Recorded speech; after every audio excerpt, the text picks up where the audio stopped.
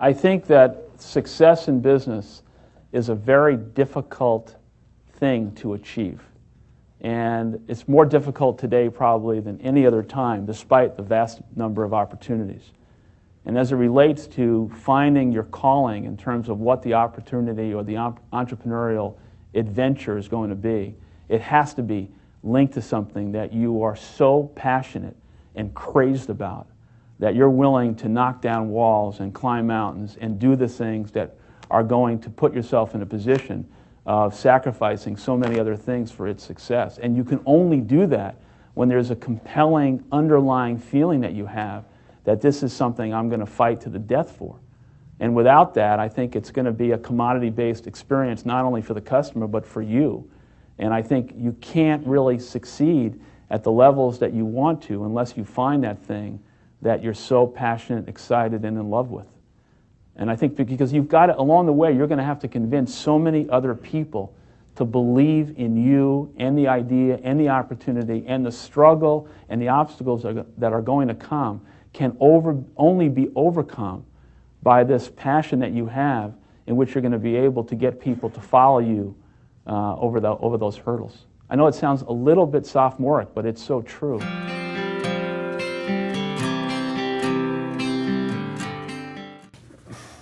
Is this an American story that anybody with great vision and willing to work hard can do?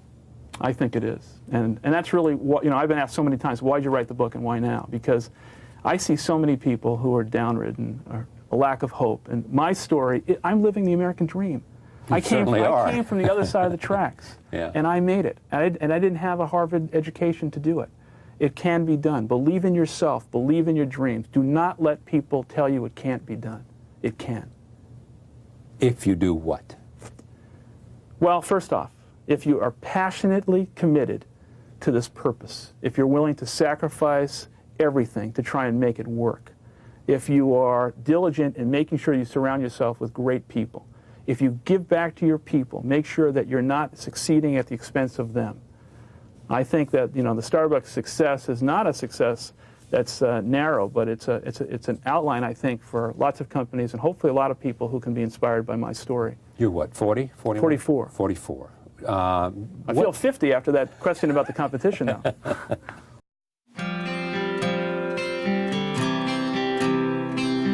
I feel so strongly that the reason I'm here is I dreamed big dreams. I dreamed the kind of dreams that other people said would not be possible. I'm also living proof. This isn't a Hollywood movie. I come literally from the other side of the tracks.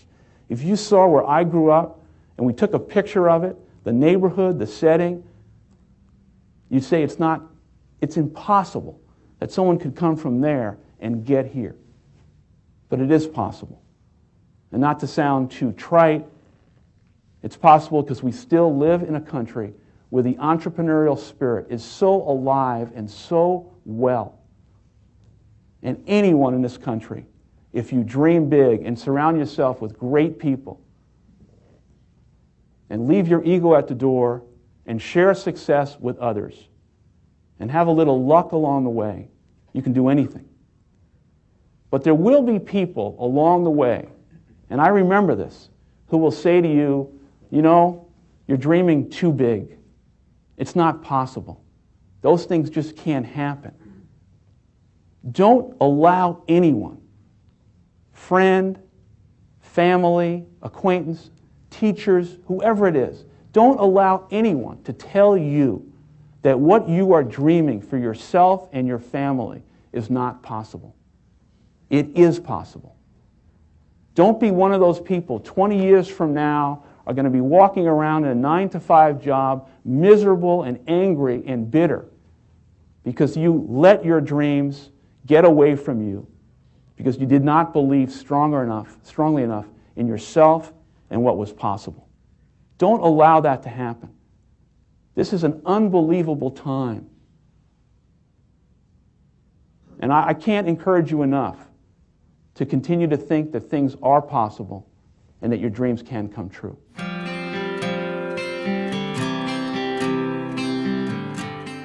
People have you met in your life who have said things like, I had that idea, I knew about that, or I was so close, but I gave up. I think sometimes the difference between success and failure, winning and losing, is a very fine line between those people who continue to move forward.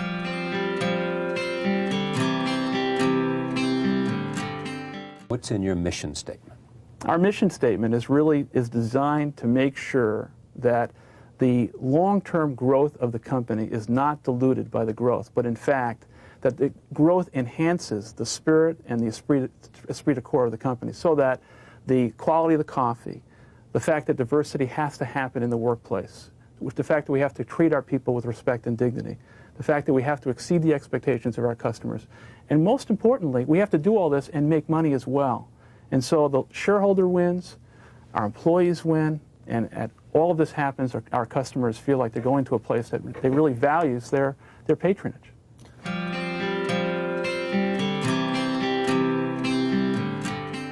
In August of '87, we had 11 stores and 100 employees in a dream to create a national retail company around the coffee experience, good coffee in America. But there was another dream I had, and that was to build a different type of company.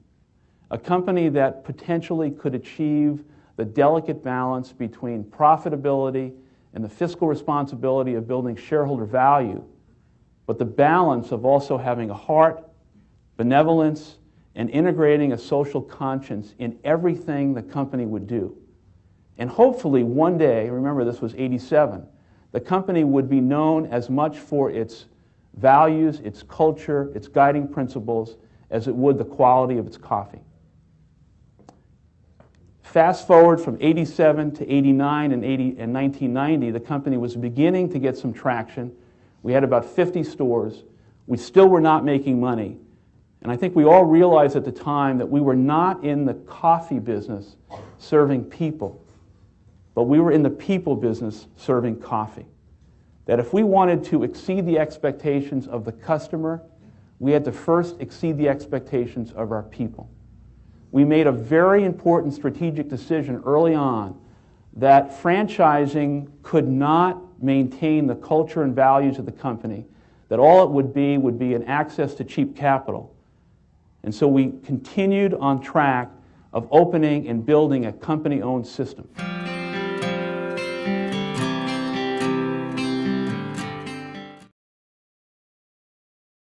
Gita talked a little bit about the values of Starbucks. I just want to spend a few minutes talking about where those values came from.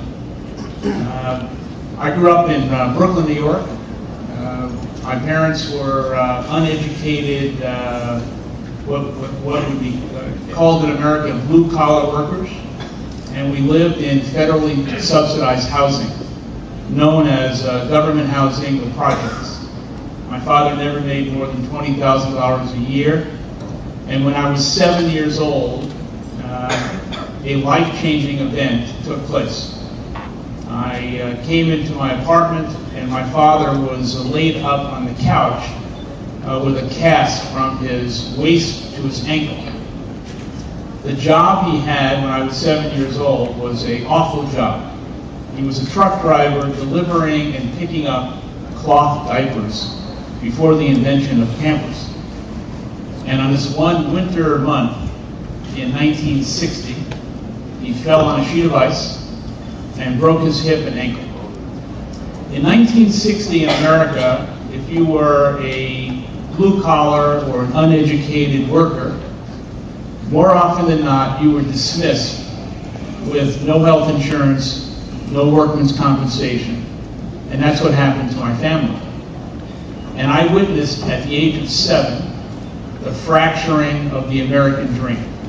I saw firsthand what could happen to a family when there was no hope and there was really tough times.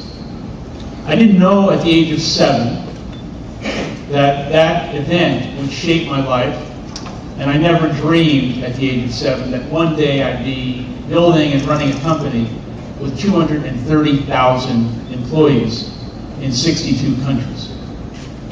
But what I did know is that that event scarred me. And I can feel the scars today. I felt the shame the insecurity and the vulnerability of living on the other side of the tracks and not having access to many things that other people had.